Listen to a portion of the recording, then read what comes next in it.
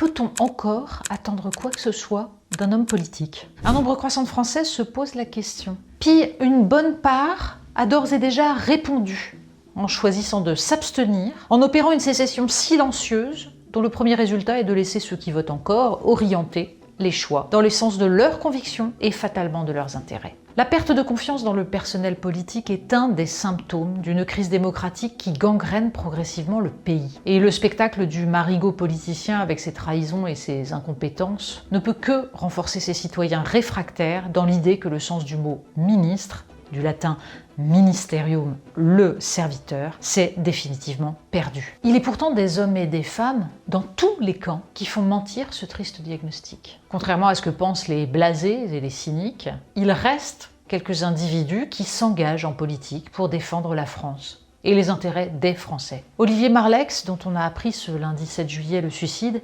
était indéniablement de ceux-là. Dans un camp politique où l'on a depuis longtemps abandonné toute trace d'une quelconque vision gaullienne, il avait continué, lui, à croire en ces quelques notions: indépendance, souveraineté, nation. Lisez la suite de mon édito en kiosque et sur le site de Marianne.